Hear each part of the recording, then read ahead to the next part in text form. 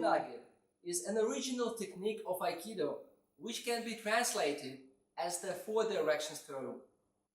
Shiho Nage describes how you curve uke's attacking arm structure behind them to lead them down based on the corresponding four directions Aikido movement.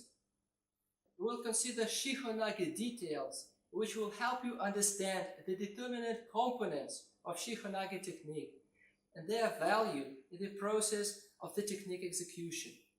You rotate in tenkan movement, extending uke's attacking arm in the same direction of the attack. You keep the posture, use the structure of your arms. As a checkpoint, you can test your control in Jordan point.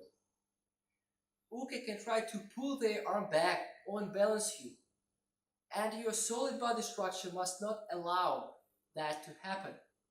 Keep and measure the tension with rotation in the horizontal direction.